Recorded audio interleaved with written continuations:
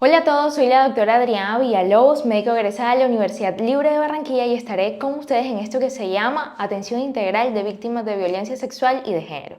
Y es importante que iniciemos hablando que en Colombia gran parte de la población se encuentra sufriendo esta clase de delitos sexuales. Entre ellos encontramos que en las ciudades en donde se ve una mayor tasa representativa tenemos Antioquia. Este delito sexual es más frecuentemente en adolescentes y en niñas que en niños. No quiere decir que en los niños o en el género masculino no se vea, sin embargo es menos frecuente. Ahora, es importante que sepamos que como delito sexual nos cobija una normativa y aquí en adelante la vamos a tocar. Esta normativa tiene dos leyes y una resolución. La primera es la Ley 1146 del 2007, la cual establece que instituciones como Instituto Colombiano de Bienestar Familiar, Secretaría de Educación, Secretaría de Salud, Procuraduría, Medicina Legal deben reunirse en comités para vigilar el comportamiento de los delitos sexuales y para prevenirlos. La Ley 1257 del 2008, en la cual se dictan normas para prevenir y erradicar la violencia contra la mujer, y la Resolución 459 del 2012, en la cual lo que se busca es adoptar un protocolo para el manejo de atención integral en salud de las víctimas de violencia sexual y de género, para de esta forma facilitar su atención en salud. Es importante que sepamos que como delitos sexuales hay dos conceptos importantes y uno es el abuso sexual y el otro es el asalto sexual. El abuso sexual es realizado por personas que son conocidas. Estas personas tienen un tipo de relación con la víctima en donde ejercen cierto tipo de opresión, cierto tipo de control sobre la víctima. Sin embargo, en el asalto sexual, este se realiza de manera esporádica, es por desconocidos y muchas veces hay violencia. Tengamos en cuenta que la población más vulnerable para sufrir de abuso sexual son aquellos que son menores de edad, población que está en situación de discapacidad y aquellos que son adultos mayores. Otros tipos de delitos que también hacen parte de violencia sexual, sin embargo, no es el objetivo fuerte enfocarnos en este curso en ellos, también son acoso sexual, la trata de personas, la violencia sexual en el conflicto armado, entre otros. Importante que durante nuestro abordaje nunca mencionemos la palabra violación, acceso carnal o acto sexual, ya que estos en sí implican los delitos dentro de los mismos, por ende los debemos evitar. Después de haber visto lo anterior, continuamos con este módulo, en el cual nos informaremos sobre qué debemos hacer cuando aparece una víctima de violencia sexual en nuestra institución. Es importante que eduquemos a la población en que si se realiza o si saben de que ocurrió un delito, de estos deben consultar de inmediato urgencias. La víctima no debe alterar prendas de vestir, no debe realizar ningún tipo de enjuague bucal porque esto puede alterar la futura evidencia. Entonces, llega la víctima a la institución. Debemos hacerle atención inmediata por urgencias. Si los hechos no llevan 72 horas de haber ocurrido. Si el tiempo es menor a 72 horas, es un triage 1. Sin embargo, si el tiempo es mayor a 72 horas, es un triage 2. Es decir, nosotros no debemos demorar más de 30 minutos en que la víctima reciba nuestra atención como médicos. Recordemos que esto es una urgencia. Es importante que siempre deleguemos en las instituciones a la persona idónea para llamar a las autoridades competentes. Si son menores de 14 años, recordemos que tenemos a la Policía de Infancia y Adolescencia del Bienestar Familiar. Si son personas menores de 18 años, también los cobija la Policía de Infancia y Adolescencia, y si son mayores de 18 años, tenemos a la Fiscalía o a la Policía del Cuadrante. En todos los casos igual nos podemos apoyar en la Policía del Cuadrante. Importante. Como estos casos son delitos sexuales, deben tener una notificación inmediata epidemiológica. Para ello, tenemos la ficha de notificación epidemiológica 875. Esta ficha también es compartida para delitos como violencia intrafamiliar, abuso sexual y agentes químicos o quemaduras.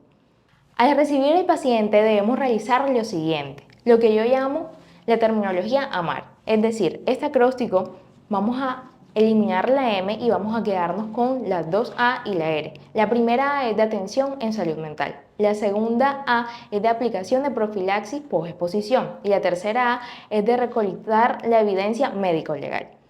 Es importante que tengamos en claro que si la víctima acude a nosotros usando las prendas utilizadas durante el delito sexual, estas deben quedarse con nosotros para recolección de esa evidencia.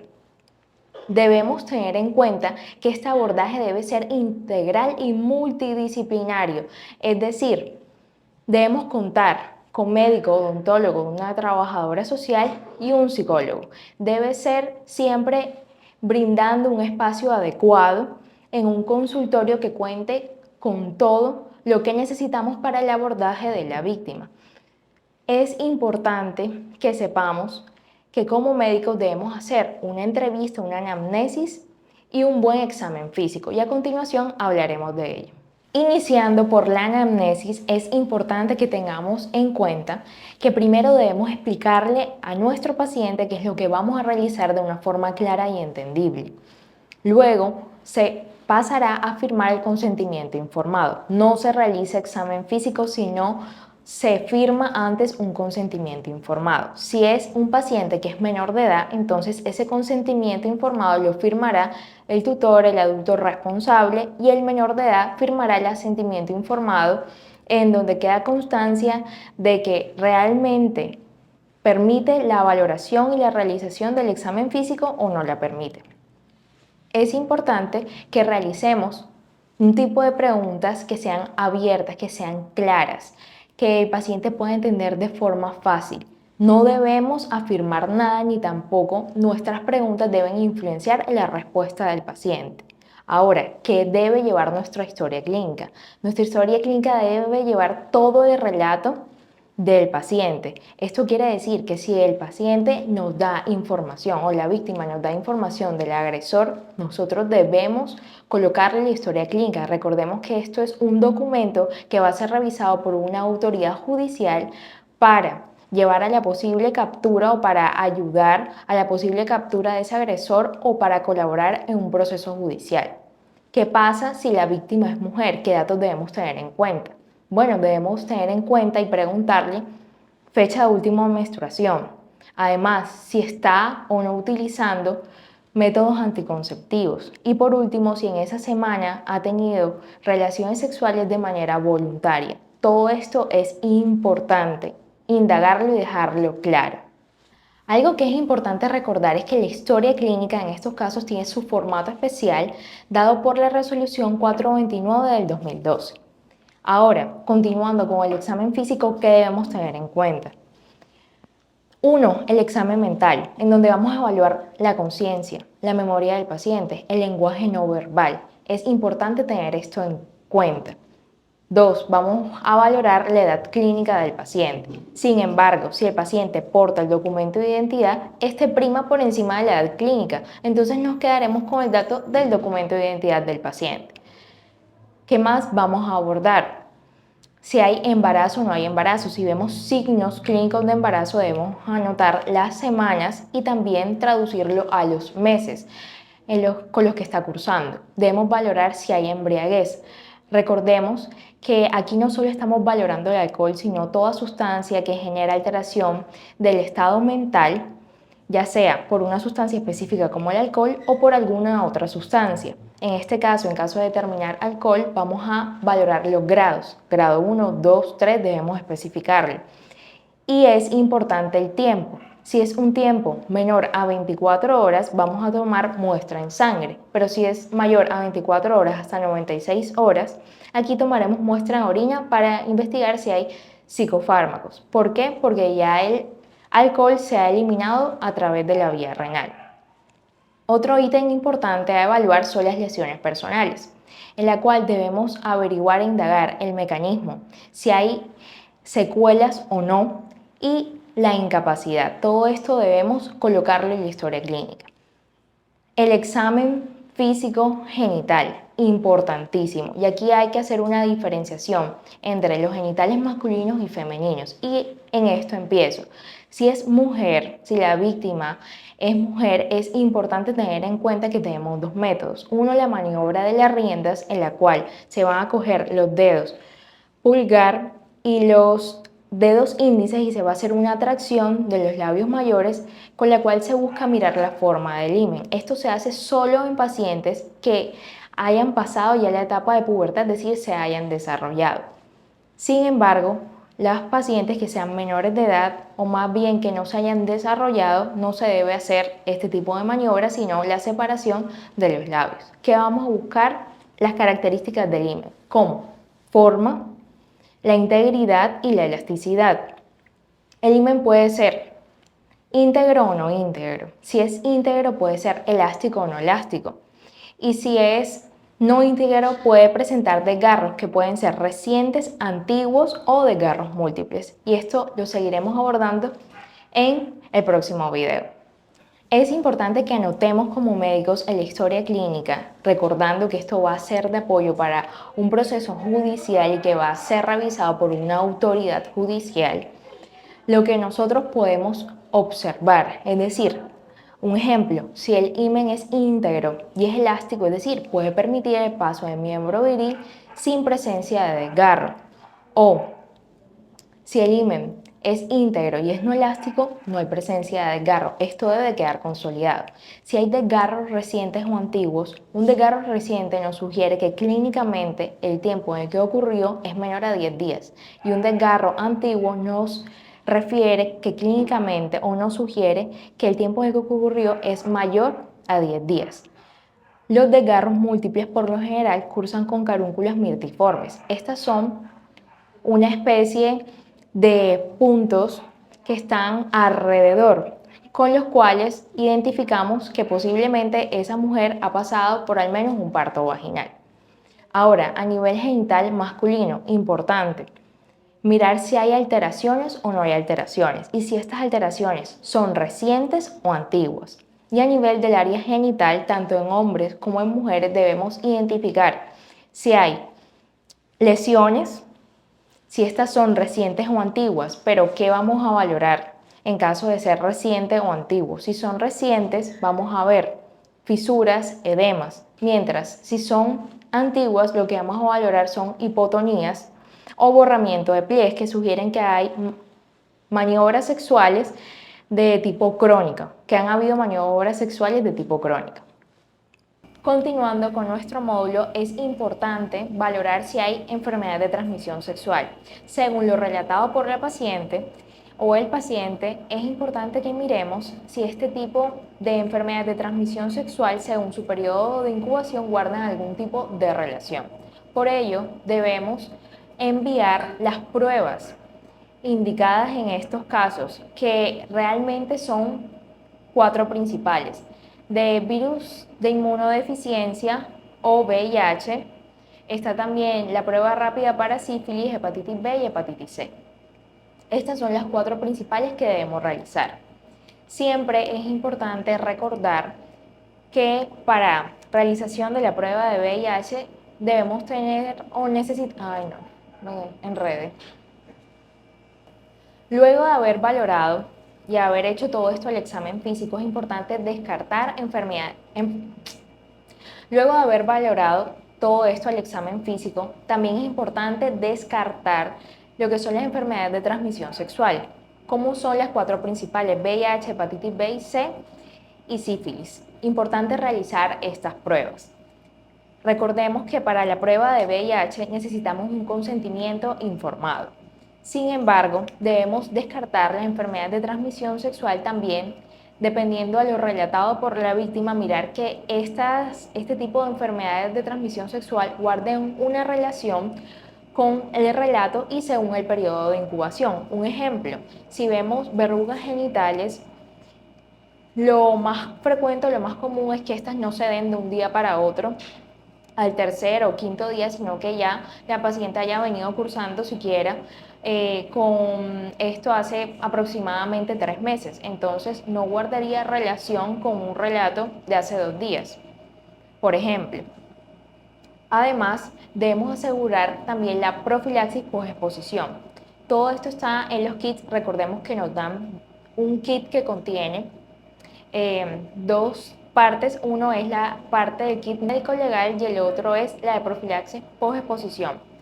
En este kit ya están todo lo que tiene que ver con el abordaje para la parte de cómo tratar o cómo abordar en caso de haber tomado o haber adquirido una de estas enfermedades de transmisión sexual. ¿Qué debemos hacer también? En caso de interrupción voluntaria con el embarazo o en caso de anticoncepción de emergencia, debemos como médicos asesorar a la paciente si la paciente desea de forma voluntaria continuar con el embarazo. Igual se enruta inmediatamente al control prenatal. Sin embargo, se deben igual dar las recomendaciones de interrupción voluntaria en caso que así lo decida.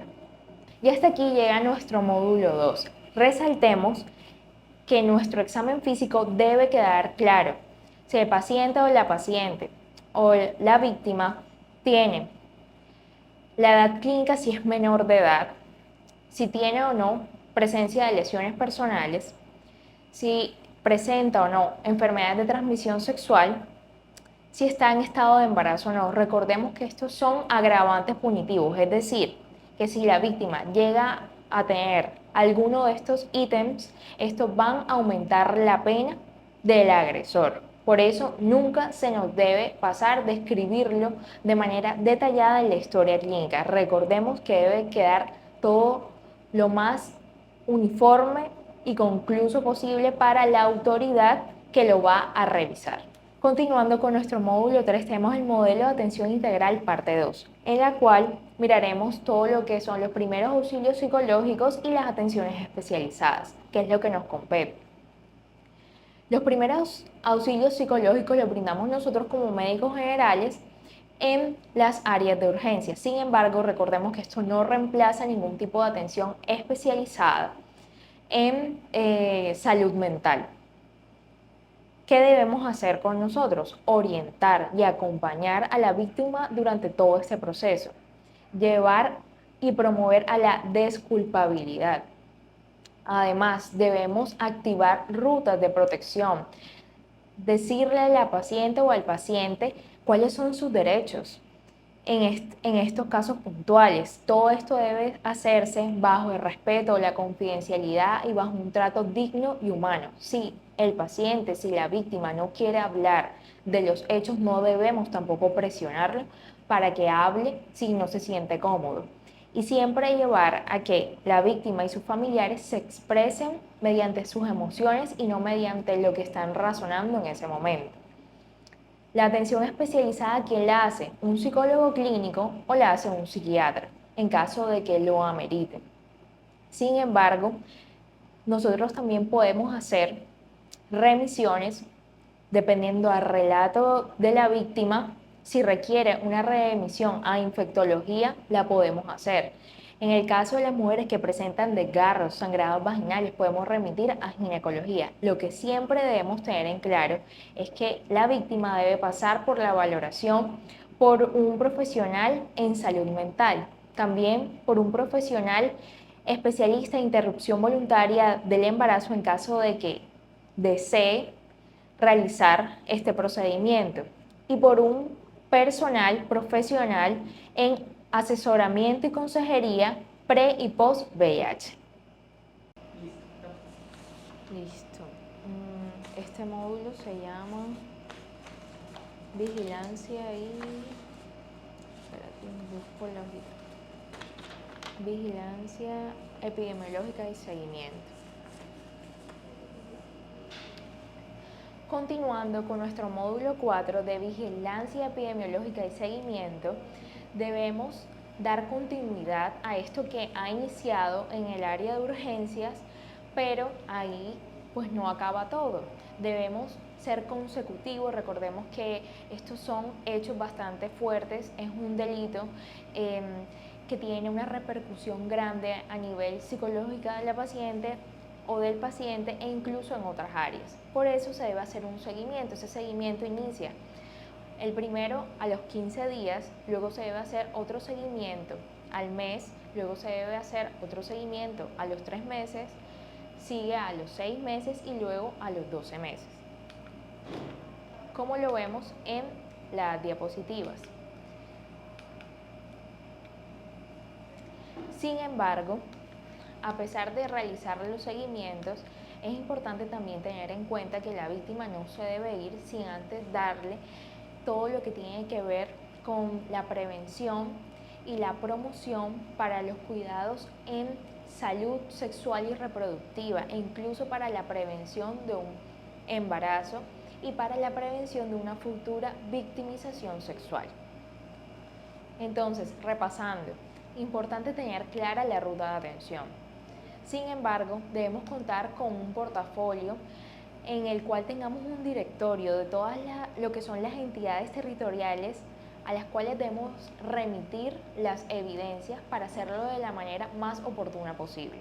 Bueno, ahora nos vamos con la parte práctica de todo este curso de violencia sexual y de género. Es importante que tú, médico que me estás viendo, sepas que esto te va a tocar realizar muy frecuentemente u ocasionalmente en un rural, por eso debemos prestarle atención. Todo esto de cadena de custodia está regulado según la Ley 906 del 2004, la cual se encarga de emitir en varios artículos ciertos anuncios. Uno de ellos es que todos los elementos que sean parte de posible evidencia del delito sexual deben estar incluidos dentro de la cadena de custodia. Otro de ellos enuncia es que a nivel del sector salud el responsable siempre va a ser el médico. Además, también nos hace un hincapié importante en que la cadena de custodia debe iniciar por el médico, ya que es el responsable de hallar, recolectar y embalar la evidencia. Sin embargo, no deja de lado que todas las personas que hagan parte de haber pasado esa cadena de custodia, ya sea porque la tuvieron almacenada, la custodiaron un tiempo, ninguna de ellas debe alterar, dañar o destruir la evidencia, pues esto es un delito. Ahora sí, ¿qué debemos tener en cuenta? Ya hablamos de la normatividad, ¿qué debemos tener en cuenta en nuestra parte práctica? Existen dos tipos de formato, uno es el formato del rótulo y el otro es el formato del registro de la cadena de custodia. Ambos son importantísimos, que lo llenemos de la forma correcta, que no haya ningún tipo de tachones, enmendaduras, porque si no nos van a devolver en medicina legal lo que hemos llevado como evidencia simplemente porque no están de la forma en la que los debemos presentar. Recordemos que estas son evidencias médico-legales. Recordemos que siempre el embalaje debe llevar el rótulo. El rótulo es lo que va ligado o pegado al embalaje. El embalaje es esa prueba, esa evidencia que se recogió. Entonces, ¿cómo vamos a diligenciar este rótulo? El código único de caso que observamos acá, este código único no lo debemos llenar nosotros, no es un número arbitrario que nosotros nos vayamos a inventar. Esto siempre nos lo da la autoridad. Donde dice fecha y hora, importante siempre en horas usar un formato de 24 horas. Debemos siempre colocar de qué sitio hemos tomado la muestra y en la descripción qué es lo que estamos buscando hallar con esa muestra. Además, debemos siempre colocar la cantidad, por lo menos si hicimos un frotis vaginal, cuántos hisopos usamos, 1 o 2 hisopos, siempre colocar esto. Y al final debemos colocar nuestro nombre completo, nuestro documento de identidad, a qué entidad pertenecemos, nuestro cargo como médicos y nuestra firma. No se nos puede olvidar.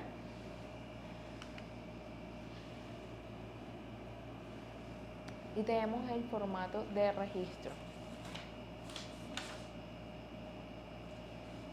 Bueno, el formato de registro, el cual le va a dar trazabilidad a todas las personas que tienen contacto con la cadena de custodia. Es decir, aquí van a estar involucrados todas las personas por las que pasa esa evidencia, ese embalaje, en la cadena de custodia. También usamos un formato de 24 horas. Es importante que nosotros como médicos somos los únicos que vamos a colocar, hallar, recolectar y embalar, porque somos los que hacemos esa parte. Sin embargo, las personas que obtienen, ya sea almacenando o custodiando la cadena de custodia luego de nosotros, simplemente van a marcar la opción custodia. Vamos a firmar y vamos en la descripción a colocar qué es lo que queremos investigar con esa evidencia. No se nos puede olvidar. Una vez lo tengamos, debemos delegar en la institución a una persona que se encargue de almacenar o custodiar la cadena de custodia para que luego, cuando llegue la entidad judicial que lo va a llevar a medicina legal, que va a hacer la remisión, antes de que nosotros entreguemos esta evidencia, debe firmarnos el recibido. Ojo, nada debe salir de la institución si no le firma la entidad o la autoridad competente el recibido. Recordemos que todo lo que se firme en entrega debe hacerse de forma presencial. Nada debe hacerse que primero le entrego un ejemplo a una persona y luego esa persona dice que al día siguiente va a firmar. Todo debe hacerse en el momento inmediato. Recordemos la importancia de lo que estamos manejando, que es una evidencia legal. Para tener en cuenta en el momento de las muestras, si alguna de nuestro tipo de evidencia que hemos recolectado está húmeda en ese momento, no debemos realizar el embalaje con este producto húmedo, debido a que esto puede alterar el ADN. Por ello debemos esperar a que seque a temperatura ambiente en un lugar que sea sombreado, nunca exponerlo a la luz solar ni tampoco a ventiladores, porque vamos a alterar la evidencia. Tener mucho cuidado cuando recogemos muestras de sangre, y más si han pasado las 48 horas por los procesos de congelamiento que deben pasar, que esto también puede sufrir alteraciones, incluso daños en la muestra. Para finalizar, es importante que sepamos que como médicos nos toca hallar, recolectar y embalar la evidencia. Además, que todo lo que tiene que ver con la evidencia de la cadena de custodia, todo lo que es el proceso de embalaje, lleva dos formatos, que es el rótulo y el formato de registro de la cadena de custodia, que no se nos debe olvidar. Muchas gracias por capacitarte con Humans, héroes capacitados.